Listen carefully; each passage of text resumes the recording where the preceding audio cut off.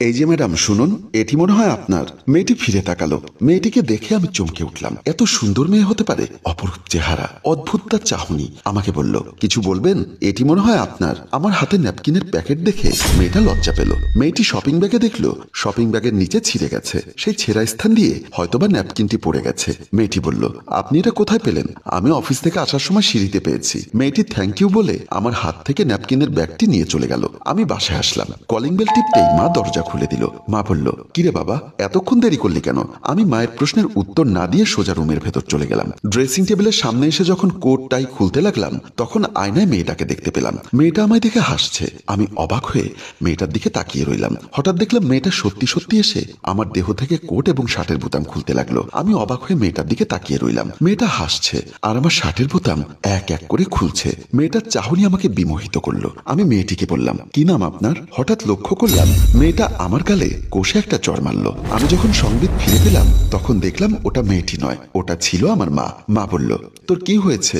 Office থেকে আসার পর তো দেরি হলো কেন জিজ্ঞাসা করলাম, তুই কোনো প্রশ্নের উত্তর দিলি না। এখন আমাকে জিজ্ঞাসা করছিস আমার নাম কি? আমি মাকে বললাম, মা ওসব কিছু না বলেই শার্টটা খুলে দিয়ে বাথরুমে চলে গেলাম ফ্রেশ হবার জন্য। বাথরুমে যখন আমি মুখ ধুচ্ছিলাম তখন দেখলাম বাথরুমের গ্লাসে মেয়েটি হাসছে। আমি অবাক হয়ে মেয়েটির দিকে তাকিয়ে রইলাম। আমি বুঝতে পারলাম মেয়েটি আমার অস্তিত্বে ঢুকে গেছে। এখানে আমি আমার পরিচয় দিয়ে রাখি, এই সংসারে আমি আর মা ছাড়া আর কেউ নেই। আমি একটা ছোটখাটো চাকরি করি। মা অনেকদিন যাবত আমাকে বিয়ের কথা বলছে। আমি বিয়ে করছি না, কারণ আমার মনের মতো মেয়ে পাচ্ছি না। তাই আজ মনে হচ্ছে আমি আমার মনের মতো কাউকে পেয়েছি। এই বাসায় ওরা নতুন ভাড়াটিয়া উঠেছে। আমার মনে হচ্ছে আমার বিয়ের ফুল ফুটেছে। আজ যদি মা বিয়ের কথা বলে তাহলে আমি মাকে এই মেয়েটির কথাই বলবো। কিন্তু মেয়েটির সম্পর্কে তো কিছুই জানি না। যেহেতু এ বাসায় ভাড়াটিয়া উঠেছে তাহলে ওর সম্পর্কে জানতে আর কতক্ষণ বাকি। কথাগুলো ভাবতে ভাবতে আমি ফ্রেশ হয়ে ডাইনিং টেবিলের দিকে গেলাম। ডাইনিং টেবিলে মা আমাকে নাস্তা দিচ্ছিল।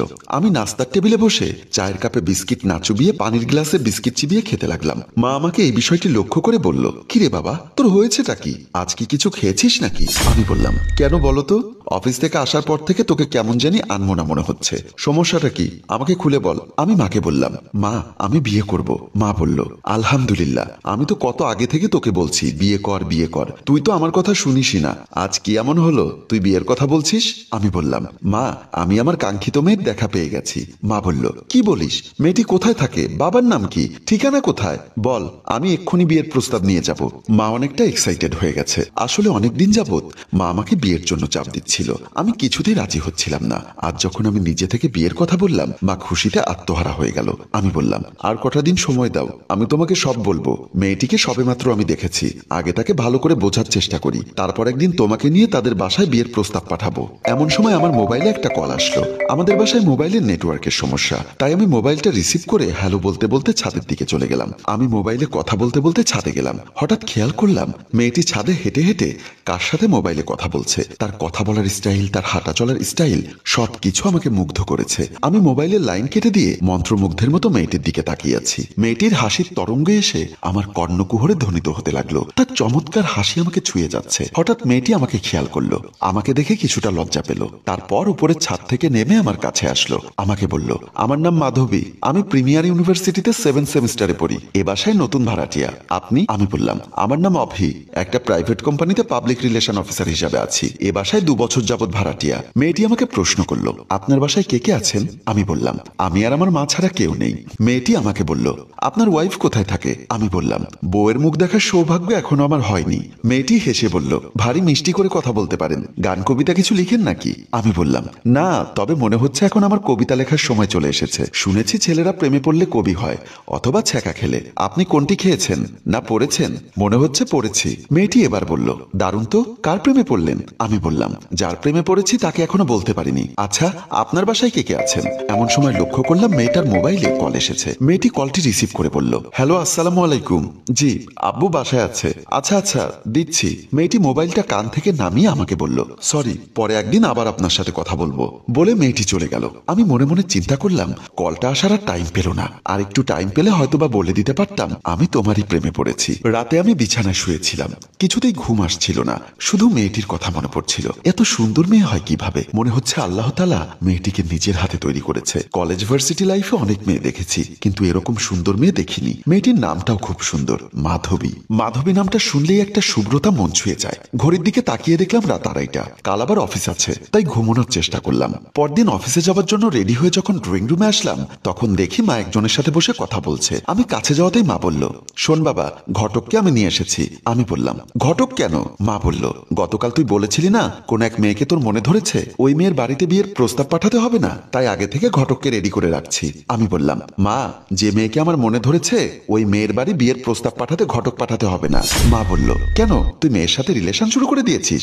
না, এখনো রিলেশন হয়নি, আর আমি রিলেশনে বিশ্বাসী নই, আমি সেটেল ম্যারেজ করব। মা বলল, তাহলে কি ঘটক লাগবে না? লাগবে না, তুমি গিয়ে ডিরেক্ট বিয়ের প্রস্তাব দিয়ে দিবে। মেয়েটির বাড়িতে যেতে তো একজন লোক লাগবে, তোর বাবা তো বেঁচে নেই, আমার ভাইটাও থাকে বিদেশে, আমার একা যাওয়াটা কি ঠিক হবে? মাকে বললাম, তুমি কথায় কথায় বিয়ের প্রস্তাব দিয়ে দিতে পারবে, মেয়েটিকে আমাদের রিলেটিভের মধ্যে কেউ না, এ বাসার নতুন ভাড়াটিয়া, 3 তলায় 2 নাম্বার ফ্ল্যাটে থাকে। এই বাসার নতুন ভাড়াটিয়া? হ্যাঁ মা, মেয়েটিকে প্রথম যেদিন দেখেছি আমার অনেক চেনা জানা মনে হয়েছে, তুমি যদি আমার বিয়ের জন্য মেয়ে ঠিক করো তাহলে ওই মেয়েকেই ঠিক করো। বলেই আমি অফিসের উদ্দেশ্যে চলে গেলাম। ঘটক বলল, আপনার ছেলে তো মেয়ে ঠিক করে ফেলেছে, তাহলে আমার কাজ কি?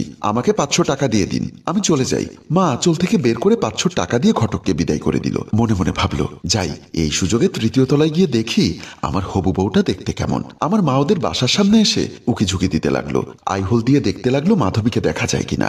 এমন সময় হঠাৎ দরজা খুলে গেল, মা ভয় পেয়ে গেল। ভেতর থেকে বের হলো মাধবীর বাবা। মাধবীর বাবা মাকে দেখে বলল, আপনি কি কিছু খুঁজছেন? মা বলল, এটা কি মাধবীদের বাসা? মাধবীর বাবা বলল, জি, আমি মাধবীর বাবা বলছি। আমি কি একটু ভেতরে গিয়ে আপনার সাথে বসে কথা বলতে পারি? আপনি কোথা থেকে এসেছেন? আমি আপনাদের উপরের তলায় থাকি, এই বিল্ডিং এ থাকলে তো কোনো সমস্যা নেই। সরি, কিছু মনে করবেন না, আমার এখন একটু বিমানবন্দর যেতে হবে, আপনি কাল আসুন, কাল আপনার সাথে বসে কথা বলবো, কিছু মনে করবেন না প্লিজ।